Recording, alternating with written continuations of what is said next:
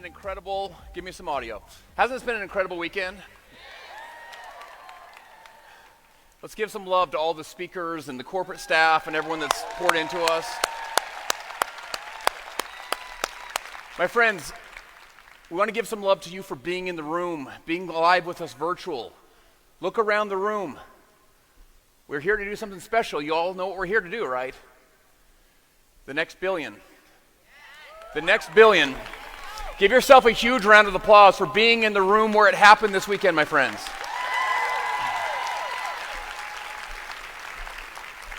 Here's what I want you to know. I have 45 minutes to change your life.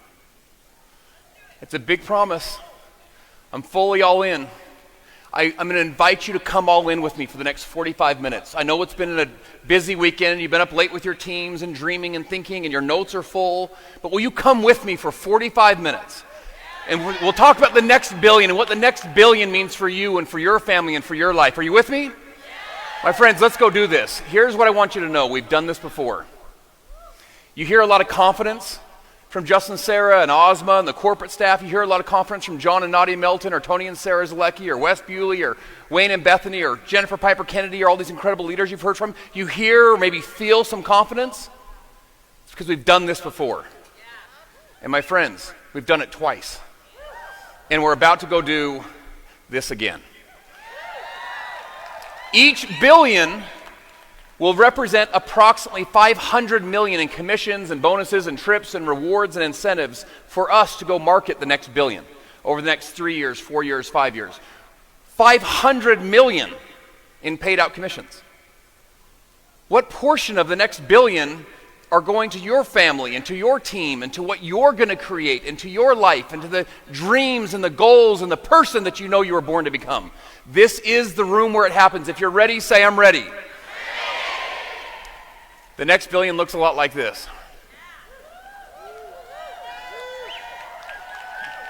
Let me share with you the research to start the party. The University of Pennsylvania did a study that said, 22-year study, 350,000 participants, spent millions of dollars doing it.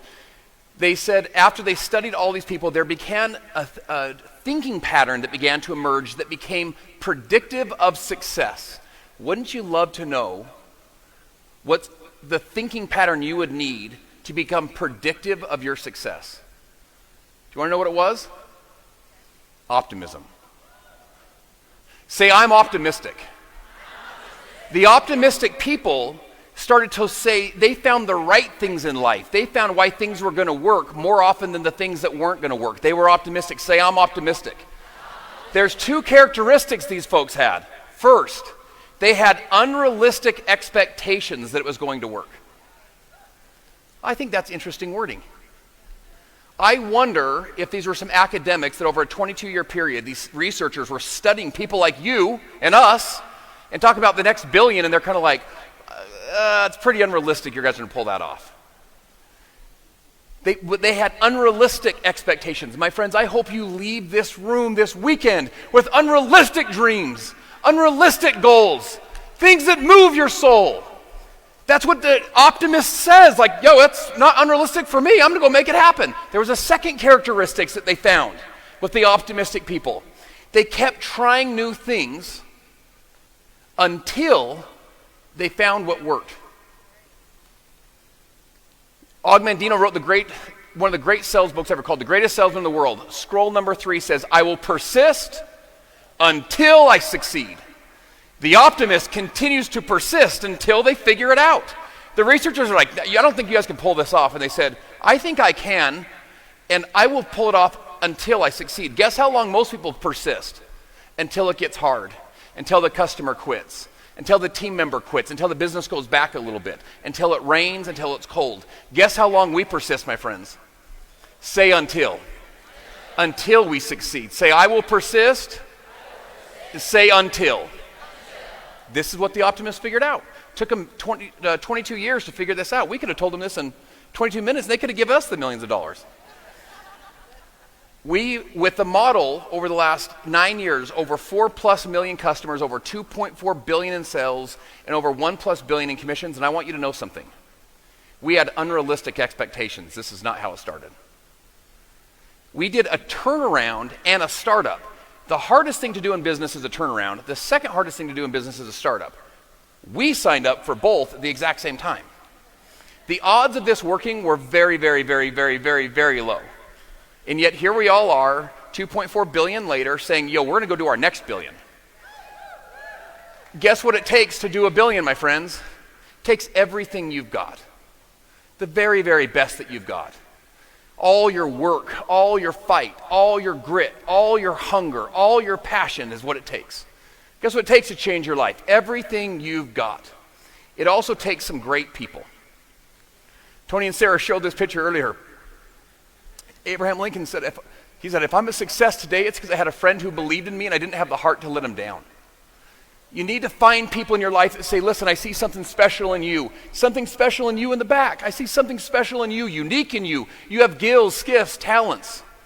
You need to find the right people. It's not always it's a who, not how business. It's not how do I get it all done. It's like, who do I need on the team to help me get it all done? We pointed to the back fence when we were a little tiny idea. We got on stages, we traveled, a bunch of us were all over on Zooms and calls and conference calls and all over the country and really all over the world saying, we are the model everyone's gonna chase. This is it. This is the one. This is the next legacy company. This is the next billion-dollar empire. This is the one that will change the game forever. And guess what happened, my friends? We did it. And I'm here to share with you, we're about to go do it again. So the first couple years, we had no collagen, no trim. People were like, what do you guys sell? I was like, whatever. The better question is, what don't we sell? We sell hand soap and dish soap. Like, we got it all, you know? So 2016, we've been in business for 2 years. We're growing, but it's a grind. I talked to a friend of mine. I say, who do you know that would be open? He gives me a referral. I call the referral. He was not the right cultural fit, but his company was struggling, so we ended up as Modere acquired this little company. And I was like, okay, let's acquire it. They had a little weight loss system they were launching called the M3. How many of you were here, it's gonna be a few of us, for the M3, right? This couple years ago. So the night before SRC, we inked the deal. The deal's wet. It's not even wet it's not even dry on the paper yet, and we do the event. We're like, hey everyone, Modere. By the way, we have this new thing we just acquired. This is a thing called M3. It's their packaging. It was called Take 3. Took 3 products, make 3 lifestyle changes for 3 months. Take 3, make 3, M3 pledge. That was this little pitch. We're like, okay. Well, that started to kind of catch a gear. You got to get scrappy if you're going to do $1 billion. You got to get super scrappy and figure stuff out. Guess how long you persist? Until you figure it out. Got to have some unrealistic expectations that I can do it. And guess how long you persist, my friends? Until you figure it out. So we start slinging M3s in their packaging. And then finally we start slinging M3s in our packaging.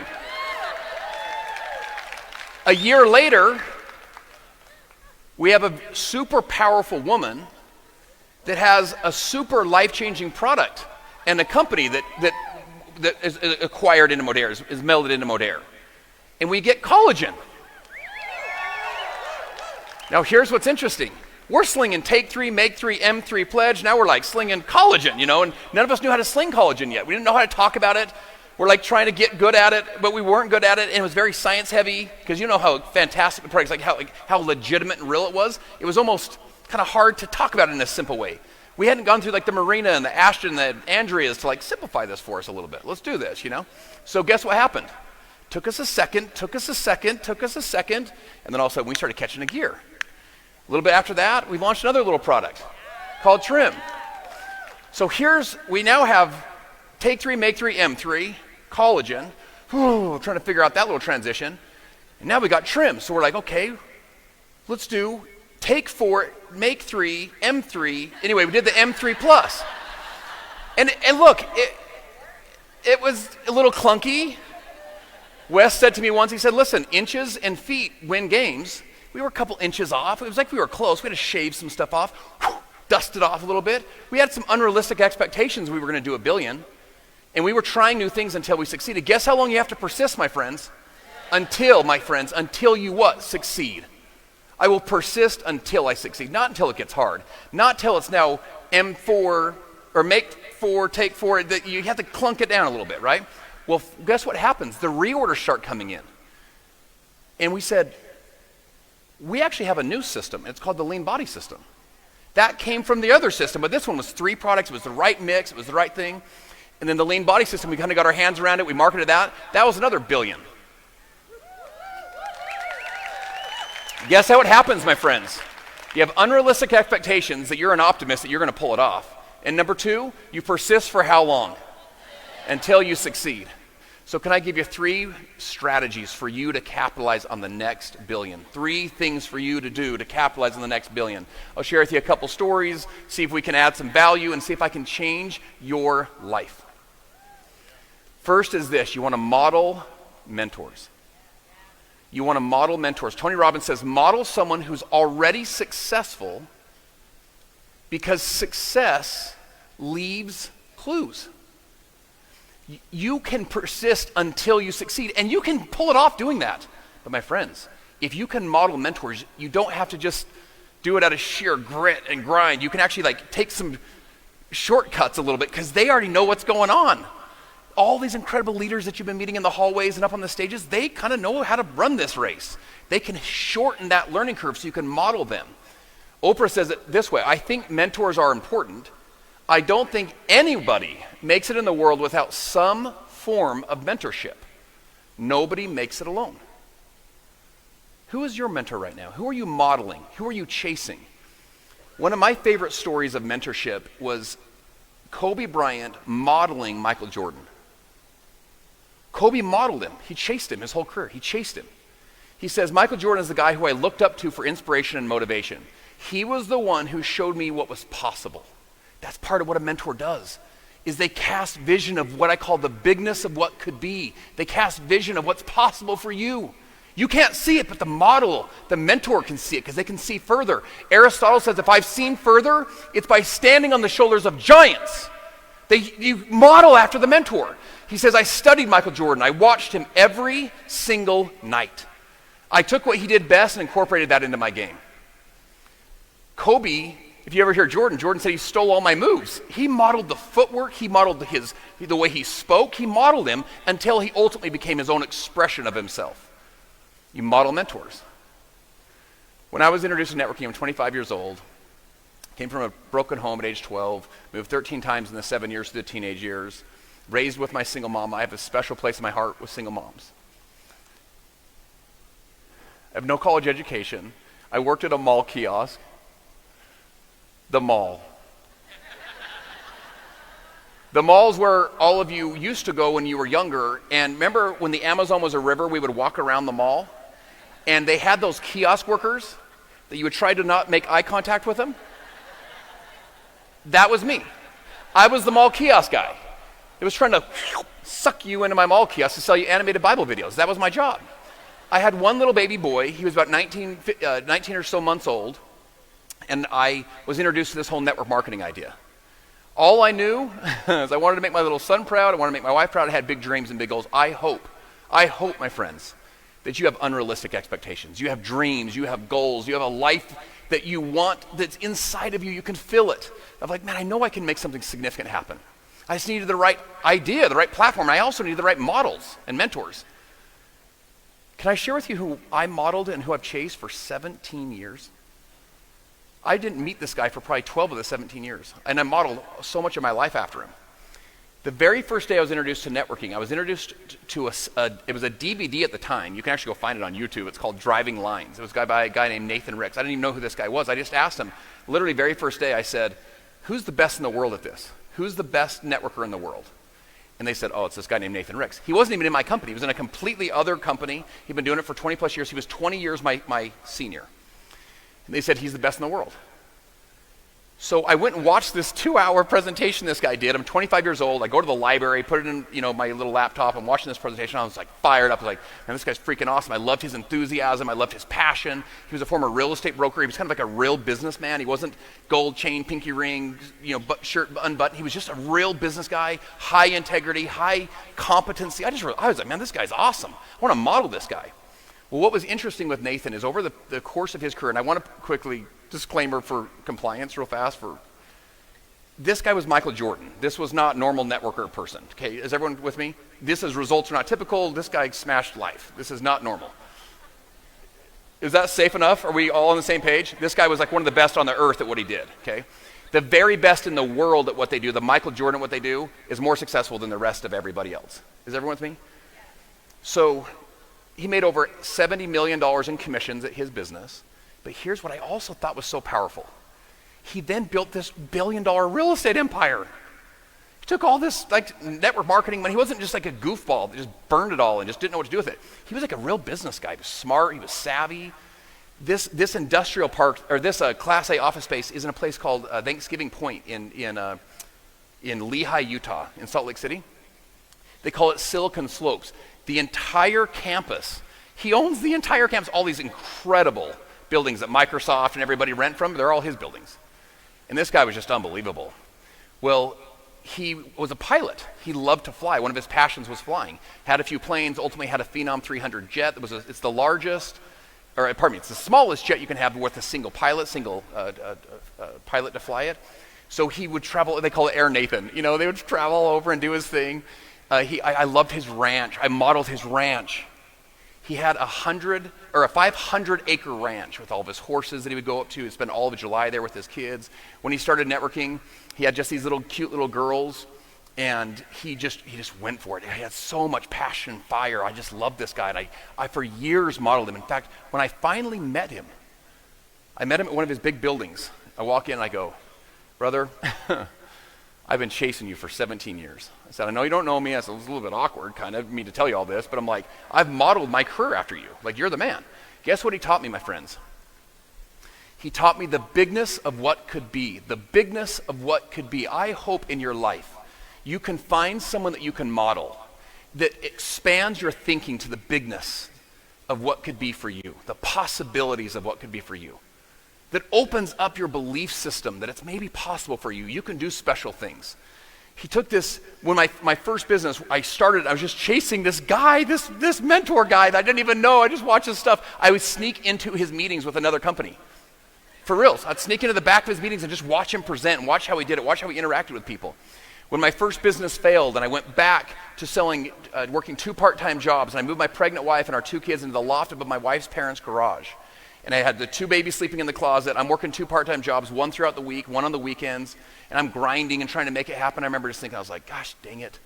I can't quit because I'm like trying to chase this guy. It was the weirdest thing. It was almost like I wanted to make him proud of me in the weirdest way. Never even met the guy, you know? What happened is when I met him, we became friends. Like he became like an actual mentor. I ended up investing significant amounts of money with him in different real estate projects. We're like partners on stuff. I'm like, what is happening with my life? I've been chasing you my whole life, and now we're like talking on the phone. You answer my text. I'm like, this is weird. This is crazy. And what I came to respect the most about him is that he won both races. There's 2 races, my friends. Race number 1 is the race we all know about. Hitting ranks, making money, building Instagram, getting followers, like boom, the race. Guess what the second race is? It's your relationship with your faith. Your relationship with your spouse, your relationship with your children, your relationship with your legacy and heritage, the things that really matter in life, all the real stuff that matters. If you win the first race, but you lose the second race, I feel like you lost the race. Now here's the good news. You don't have to be broke, but just spiritual your whole life. You can win both races. Nathan won both. He had this beautiful family, 4 beautiful daughters. He had these beautiful little grandkids. He was an incredible grandpa. Ty's my video guy. Ty and I went one time. I called him. I said, would you be open for dinner? I'm calling this billionaire guy. Would you open for dinner? He's like, yeah, let's do it. I can meet you for dinner. We meet for dinner. I go, do you mind if he comes with me? He goes, Don, I don't want him to do any video. I go, he won't do video. He goes, let's do it. Nathan's getting Ty's ice at the thing, getting his silverware. Ty goes like, I never thought if I met someone that was like that guy, that was that big, he would like get my silverware and pour my water and get my ice and serve me. Pretty powerful. Say model mentors. My friends, you've got to have a mentor. Who is a mentor for you? Who's someone you can chase? Who's someone you can look at? And look at not just for their business success, but for their life success, all the stuff that really matters. What I love about our business specifically is there's so many people you can model. We literally have a collection of the top leaders in our entire social selling profession from anywhere in the world are in our business right here. So you have people to model. Not just winning the first race, but winning both races. You can model them and chase them and gain inspiration in what's possible. They can be your Michael Jordan, and you can be the up-and-coming little Kobe Bryant student, right? All right, number 2, lift the lid. Say, lift the lid. There was a study done on fleas. Some of you have heard the first part of this study. I'd heard the first part, never the second part. The study says this, that they would put little fleas in. A flea can jump 4 feet straight up in the air. They'll put the fleas into a little jar like this, and they'll enclose the jar with a lid. They'll take the jar off after 3 hours. Not 3 days, not 3 weeks, not 3 months, not 3 years. 3 hours later, and the little fleas will jump to where the lid once was. Remember, they can jump 4 feet straight out anytime they want, but they'll jump to where the lid once was. Here's the second part of the study. When the fleas reproduced, guess how high the next generation of fleas jumped? To where the lid once was. They modeled the example that they were seeing in the jar. You need to go for it in your life. You want to know why? Because there's people watching you. You're the one. You're the one that entire heritages of, if you look at your parents, grandparents, great-grandparents, the last 12 generations, it's 4,094 people. 4,094 people from all over the world have come together to create you over the last 400 years. You're the one. I challenge people to be the one, not become it, but be it. Step into it. Raise the lid in your family. Be the one that breaks the curse of abuse in your family. Be the one that breaks the addiction in your family. Be the one that jumps out. You jump out. It's already you. You can jump out. You can jump the 4 feet, but you're only conditioned to jump just a few inches. So you raise the lid. We had at our fall social marketing summit a guy named James Lawrence speak a few years ago. James Lawrence was this, in 2008, was a real estate, or as a mortgage guy that ended up losing everything, went bankrupt in 2008, ran the fun run with his wife, and his knee swelled up, and he got beat by a bunch of moms pushing strollers. And he was like a former high school wrestler. He's like, what has happened to my health? I've lost my business. I'm fat. Like, I can't do this. So he started getting into running and then biking and ultimately into small Ironmans. He, long story short, decided one day to set the Guinness Book of World Records for what he called the 50-50-50, which was 50 full-distance Ironmans in 50 consecutive days in all 50 states. By the way, with 5 kids. How many of you have kids? And just the idea of doing all 50 states with just all the kids in an RV is just like more than, let alone jumping out and doing a quick Ironman each day before you travel around, right? So on day 4, James is doing this with his kids. Day 4, at the end of the day, so they would do the bike, or they would do the swim, the bike, and then they would finish with a marathon. At the last 5K, he would stand up on a podium like this, because they did it for charity. So they'd have people come out, hi, my name is James, we're raising money, and then the community would run the last 5K with him. Well, on the last day, he started in Hawaii, then went to Alaska, then came to the mainlands. He got like 4 hours of sleep in 4 days. He was just running on fumes. His little girl, her name was Lucy. She was 12 years old at the time. She goes up to him and she goes, Daddy, you look terrible. And he says, baby, I feel terrible. And with all the courage and all the confidence of a little 12-year-old, this little girl goes, Daddy, together we can do this. She goes, I'll meet you every night for your 5K and I'll run the 5K with you. And he said that date with my daughter became my why, became my reason. That's why he jumped out of the lid. Or that's why he jumped out of the jar. He said, as I'm on the swim and I don't have enough sleep, and he in Tennessee crashed and road rash, his entire hip, slightly dislocated his shoulder, so when he would swim, it kind of clicked through with his shoulder. Because I kept thinking I had this date with my daughter. It became his why, became his reason. But here's the lesson. He said, I quickly learned that one reason wasn't enough.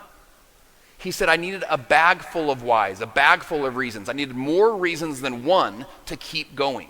So he goes, I would reach in and I would think of my other daughter. I'd think of my wife. I would think of my donors. He goes, I would think of my haters, all the ones that told me I couldn't jump out of the jar. And he goes, I would just reach in and grab another one, grab another one, grab another one. My friends, here's what I want to ask you. As you think about what's unrealistic for you, these unrealistic expectations, these unrealistic goals and dreams that you have in your heart, here's what I want to ask you.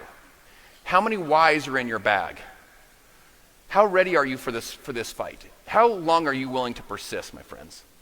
Because here's what I want you to know. There's always reasons to quit.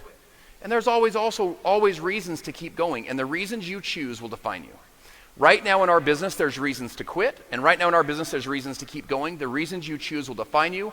In your marriage right now, there's reasons to quit. And there's reasons to keep going. And the reasons you choose will define you. In your health, there's reasons to quit. and there's reasons to keep going. And the reasons you choose will define you. You start pulling into the bag of reasons why to keep going as an optimist would versus all the reasons to quit. Have you ever seen when someone goes to quit, they call you, and guess what they do? Well, the company did this, and they give you all these reasons. Okay, do you want to know why they do that? Because they don't want to be the quitter. It's not their fault. It's everyone else's fault. No, not you. You find the reasons to keep going. Those reasons will be the ones that define you. Here's what's interesting about jumping out of the jar. 50, 50, 50? I mean, that is just it's like impossible. A couple years later, he did what he called the Conquer 100. He ran 100 full-distance Ironmans in 100 consecutive days. Every single day, he'd wake up and run a full-distance Ironman. On day 101, he woke up and did another one. You're probably a little stronger than you think. You can jump higher than you think. You persist how long, my friends? Quick. Until you figure this thing out. The optimists say, I got unrealistic goals and dreams. And I'm just going to persist until I figure it out. I'm going to have more reasons to keep going. That leads us to number 3, be a finisher. It's easy to start, it's hard to finish. Most people talk a big game, most people don't deliver a big game. Thomas Monson said, stick to a task until it sticks to you. Beginners are many, finishers are few. This is what you want to be as a finisher. Let me give you a formula that I use to build my life, and I want to encourage you to think about this as you think about your business with Modairs, about your career, about what you're doing. It's what I call the ILI formula. So you can just write this on your notes, like a little triangle. Check this out. First question you ask yourself is this: what's the income potential here? Can I make the kind of money that I'd like to make? You want to know what's so powerful about what we do? If you get great at it, you can start to build that income potential. There's income potential there, right? I love that about what we do. But then what's the second goal of a business, or second goal of a career? Well, I want to build a great life. In other words, it's actually not just about the income. Income's great, but I want to love my life. In other words, I would argue that if you made all the money in the world and you hated your life, you wouldn't feel like you're winning. In fact, I don't think any of us would do it. So you want a great income, but then you want a great lifestyle. Then what's the last part? You really want to make a difference with your life. You want your life to matter. You want to do something significant. Do you guys agree with that? Say yes. If I make all the money in the world, best life in the world, best lifestyle, but I'm selling cocaine, that's probably not going to work either. Why? Because my impact sucks, right? So you have income, lifestyle, but then impact. Now here's what's interesting. How many of us have had this? We want to raise our income, so guess what we do? Go get a second job, we work harder in our current job, so our lifestyle actually goes down. You're making more, but you hate your life more. So with a business like this, I remember chasing networking. I chased Nathan, that mentor, to say, I thought he had the income I wanted, the lifestyle I wanted, and he was making the impact I wanted to make. And in this career, this business, that's why I don't do mortgages or real estate or something else. This is why I do what we do. I feel like I can make the income I want to make, I can create the life I want to create, and I can impact people and have a legacy and matter. So I can circular feed those. So here's what's interesting. 2008, I'm building my second business. My first one has failed. I'm making a couple $1,000 a month, and I'm not trying to make an income claim, but that's basically where I was on this journey. And I want to point out, I was trying to build a full-time life. It wasn't just I was looking for supplemental income. And Verizon calls me. And they said, we're opening up the 4G network. We all remember 3G. They were opening up the 4G network. They had spent $18 billion building the infrastructure, but they needed a door-to-door sales team to go around the United States. So they flew me out to Portland to meet their little sales team and to look at this option. One of their big VP guys is out there. And I'm out there looking at this thing, and they're kind of whining and dining me, which made my ego feel really special. I was like, dang, this is cool. And I go, what's the potential? They thought I'd earn about $400,000 a year. That was the goal. Because we were going to go from there to Vegas, open up an office there, and then go from there to Baltimore and open up an office there. They thought I'd make about $400,000 a year. Here's the challenge, though. The challenge was, by the way, $400,000? I'd never made that much money in my life. So I was like, dang. The challenge was this. I'd be on planes doing door-to-door sales with a bunch of door-to-door salespeople all over the country. So I didn't love, the income was kind of interesting, but the lifestyle wasn't interesting. Are you following? And I also I felt like the impact was a little bit limited. I look at the impact that Nathan would make. And I was like, I want to make bigger impact. How many of you, impact matters to you? Say yes. I wanted to make a bigger impact. And so they did the whole trip for a couple days. I went home, and the guy calls me and goes, basically, are you in? I said, I'm not going to do it. I'm going to continue to stay focused on my business.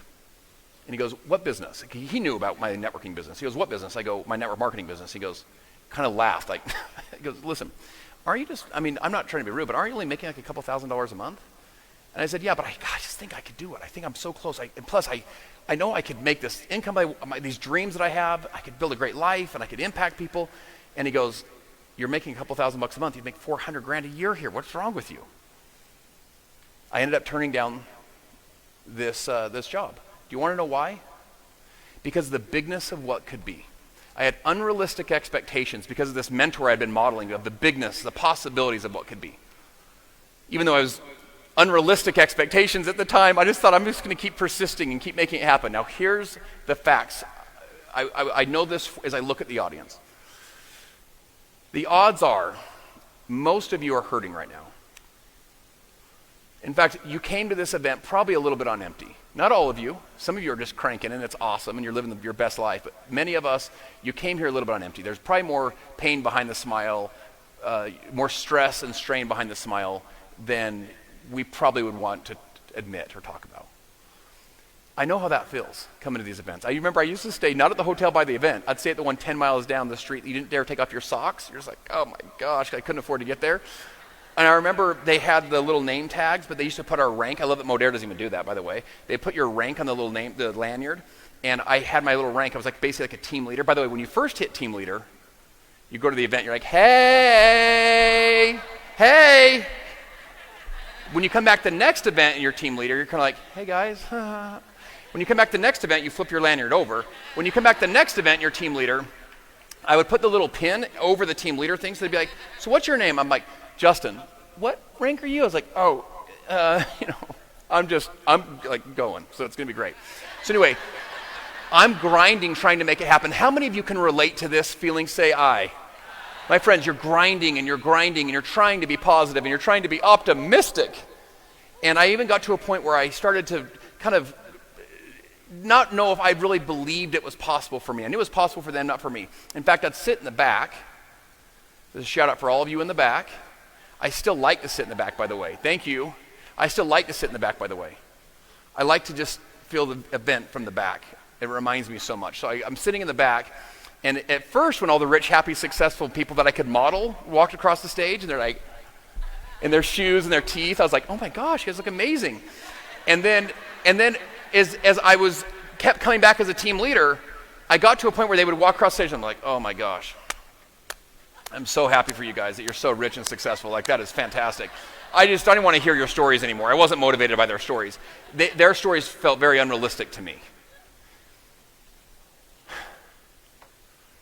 If that's you, I want to share a quick story with you. How many of you are familiar with the play, Victor Hugo's book called Les Miserables? Les Miserables in French means what?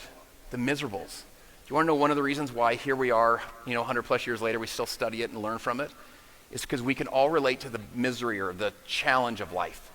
So in this play, one of the main characters is Fantine. Fantine's this beautiful woman. She has this beautiful little daughter named Cosette. She, as a mother, she'd do anything for her daughter. Long story short, her daughter gets taken away from her. She can't afford to take care of her, so she starts working in a factory. The women in the factory, she's so pretty and so beautiful in her hair and so on that they get jealous of her, so they kick her out of the factory.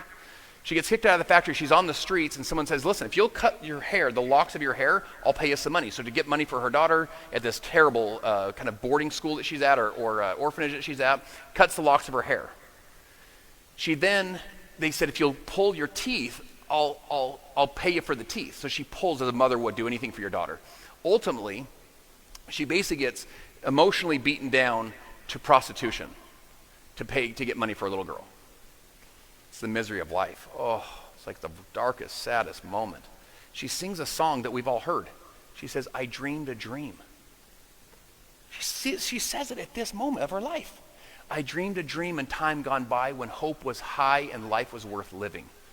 I dreamed that love would never die. I dreamed that God would be forgiving. How many of us were optimists at one point in our life? Like, man, we dreamed big dreams back in those days. Hope was high. Life was worth living. Like, we got the tiger by the tail. We can make this thing happen. Guess what happened? She says, but the tigers came at night with their voices soft as thunder, and they tear your hope apart, and they turn your dream to shame. She said, I had a dream my life would be so different from this hell I'm living. She said, so different now from what it seems, but life has killed the dream I dream. My guess is there's some of you, you're here on empty. Life, or the tigers that come at night with their voices soft as thunder, or life itself is about beat you down to where you're just like, I don't know if I have what it takes. My friends, here's what I want you to know. You can accomplish amazing things in your life. We're here to fill you back up to full. I used to reluctantly get filled back up to full. It's like, don't fill me back up. Just let me die on the side of the road. I don't want to do this anymore. I don't want to have unrealistic expectations anymore. I'm sick of persisting until I figure it out. You can do it, my friends. You can make things happen. You can live a significant life. Create the income you want. Create the lifestyle you want. Make the impact that you want. Life doesn't have to kill your dreams. You can do it. Now, here's what I also want you to know. I got cynical about the dream. How many times have you heard the word dream this weekend? Have a dream. Go for your dreams. Have a vision. Chase the dream. Be a dreamer. At some point, I was like, dude, I don't think you guys are understanding. I'm still a TL. By the way, I'm not even a real TL anymore. I'm now a senior consultant, and I'm still coming back. I was cynical about the dream until I went to and spoke in Moscow and Omsk, Russia, and Almaty, Kazakhstan. By the way, on the outfit. Okay, the outfit. Okay, so this is more for the fellas. Okay, ladies, you can listen to this too. Fellas, let your wife pack your outfits when you go, because it ages way better. When you pack the outfit thinking like, dude, this one's going to land. 15 years later, whatever it's been, 10 years later, it doesn't land quite as hot as you thought it was going to. So this is at the Kremlin, right outside in Red Square. And when I went to Russia, you start to learn the history of the world. It's one of the reasons I love to study. So check this out. Everyone breathe in real quick. Everyone smell this. Everyone breathe in. Ready? Do you know what that smells like? That smells like political freedom and economic opportunity. Not everyone gets to breathe that. Smell that one more time. There's people that will do anything to breathe that kind of air. They'll go under barbed wire fences in the middle of the night. They'll get in makeshift rafts. I've met people that have done this. What happened in Russia is in 1917, they had what was called the Bolshevik Revolution. The Bolsheviks was kind of a political party, this uprising political party that was taking over the Tsar. The Tsar was basically the king, right? So when they took over the Tsar, they instituted what was called communism in the USSR, the United Soviet Socialist Republic, the United Soviet States. And they brought them all in like this. In the flag, there was two symbols in the flag. There was a hammer and a sickle. So a sickle would be for the peasants. They would like get the grain, and the hammer was for the workers. So it was a party for the peasants and for the workers. This was the Communist Party. They were going to serve the peasants and the workers. So it wasn't just the Tsar or the king that would have all the riches. They would distribute it down in the commune to everybody. Here's what was the challenge. You didn't own anything. You couldn't have dreams. Guess what they gave you? Shelter, bread, sausage, and healthcare. So food, shelter, healthcare. That's what you got. But all your dreams, they burned all the books. They took God out of the nation. It was a godless nation. Until 1991, 70 years. That's one generation. Nadia Milton is from Russia. When you hear have you ever been around immigrants? Don't you notice they have a little bit more like pep in their step? It's because not everyone breathes the same air that we breathe. So when I was there, I started to realize for 70 years, they didn't breathe any political freedom or economic opportunity. So I don't know why you got plopped down here where you got plopped down and someone else got plopped down there. What I do know is you're not any better or different than them other than just the latitude and longitude of where you landed. But here's what I want you to know. Pursuing your dreams is not just your right, my friends. Pursuing your dreams is your responsibility. Pursuing your dreams, becoming the person, you can give a round of applause for that. Pursuing your dreams is your responsibility. You have to go for it, to be someone with your life. Why? Because this is how you keep the freedom going in a nation. You go pursue it. Smell that real quick. That's political freedom. That's economic opportunity. That's all that you've ever breathed. That's all that your daddy's ever breathed, or your mom, or your grandma, or your great-grandma. That doesn't mean you'll breathe it forever. That's why when you have the right to read, you read. If you've got a song to sing, sing it. A book to write, write it. A post to post, post it. A business to build, build it. You don't die with all your dreams and goals in your heart. They're placed. They're placed for you to become the person you were born to become. And this is your right, but it's your responsibility to go for it. The kids, they're watching. The next generation, they're watching. That you can jump out. That you can be the one they look up to and say it was her. She changed it for our whole family. It all stopped with her. She taught us the political freedom. She taught us economic opportunity. It was him. He did it. And they're telling your story for generations to come. You're the one. You're sitting in this room. Identify yourself as like, that's me. 4,094 people came together to do it. So on New Year's, January 2nd, the day after New Year's, I took my family, loaded them up to the University of Utah game. The Utes played at the Rose Bowl. We freaking lost 2 years in a row. Bless our little hearts. But we go to the Rose Bowl. Kind of like this mentor, this Nathan model that I'd had for all those years that I've been chasing. I flew him private to the Rose Bowl and then flew home that night. Just like, yeah, bring the plane up. We'll see you in a second. I was like, what is happening? Let's do this, you know? So when I'm at the Rose Bowl, they're doing the flyover. So they have the national anthem playing. They have the jet flying, over. It's like these big stealth bombers, all the dancers. It's the Rose Bowl. It's the granddaddy of all. It's kind of this epic event, right? So my phone is blown up. Like, I'm getting all these calls. I'm like, what? I wanted to answer them, but I was like, you guys want like a national anthem? I look at my text, and the texts were about my friend Nathan, this model, this mentor of mine. He was flying to the Rose Bowl in his private jet.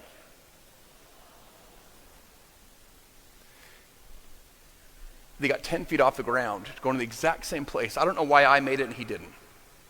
They got 10 feet off the ground, and his jet rolled multiple times. His wife survived. The 2 passengers survived. Nathan died.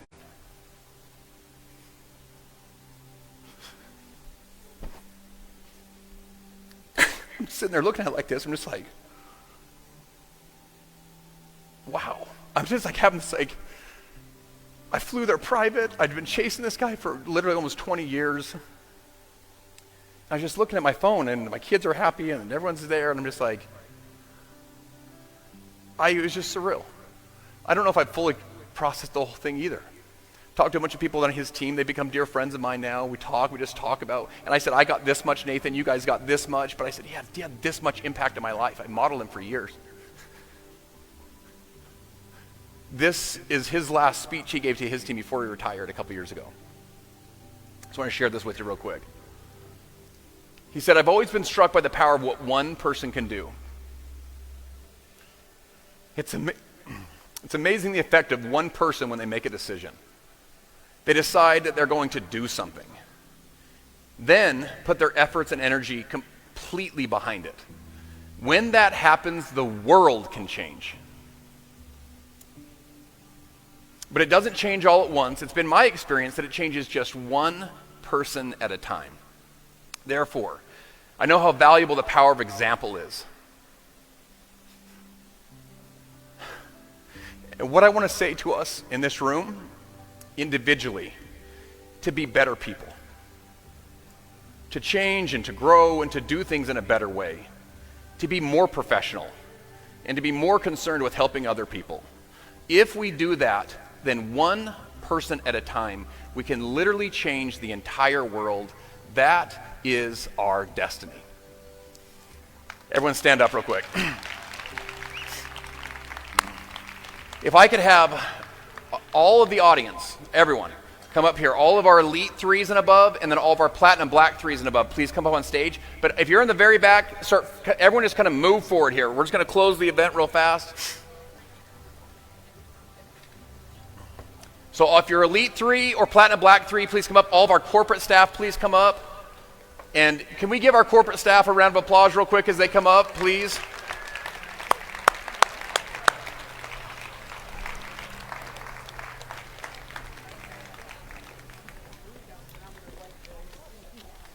I think we had another music track. Let's hit the other track real quick. So if we could have Ozma and Justin Sarah come in here real fast. Let's make sure we make enough room up here. So if you're elite 3 or above, platinum 3 or above, by the way, the rest of you guys, we can come up in here, come closer. When you change your perspective, it can change your whole life. Just look at things a little bit differently, you know?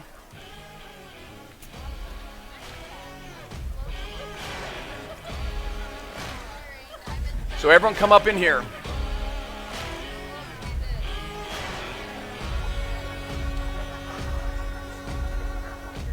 When you come up, you can kind of like fill into the chair, so we can just spread out real fast.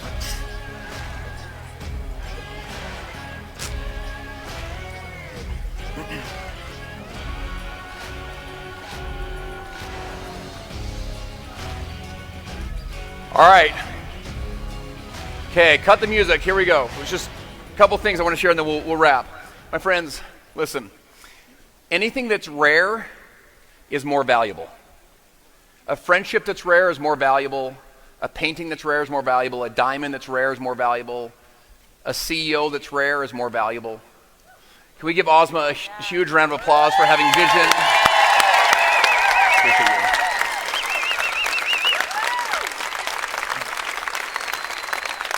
One of my favorite things that she said this weekend was that these products, she's been casting the vision of where we're headed, not in September of last year, but she's had it already in the pipeline, already ready to go. It's because she's a visionary leader.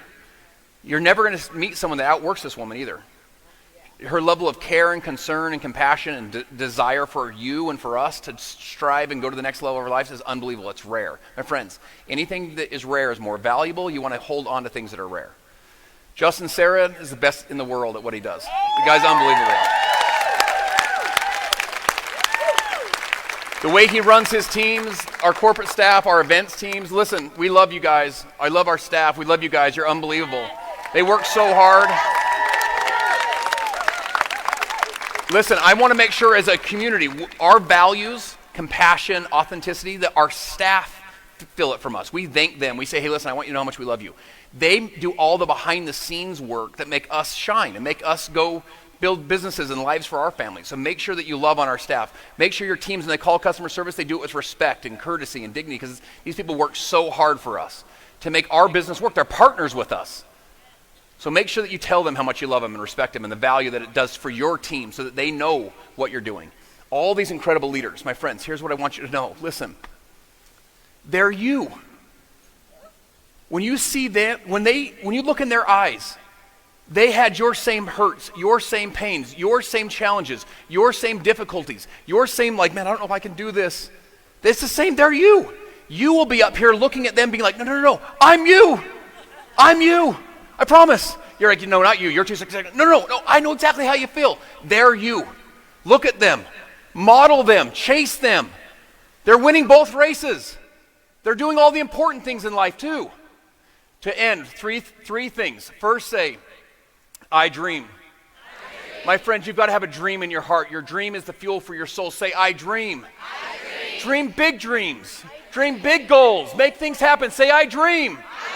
Say, I fight. You've got to fight for this stuff. It's not given. It's not free. Success is leased, not owned, and you've got to fight for it every single day. Say, I fight.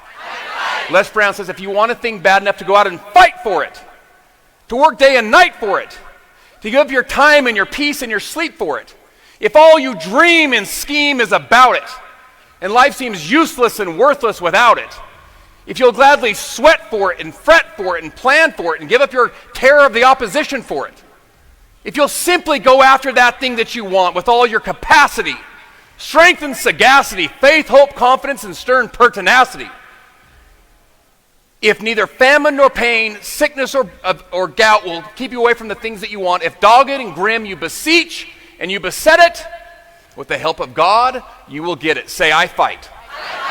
My friends, I finish.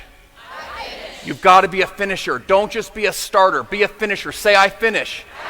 Don't give your word and don't finish it. Say, I finish. Be slow to commitments and long unfinished. Say, I finish.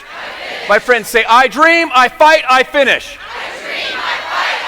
I dream, I fight, I finish. I dream, I fight, I finish.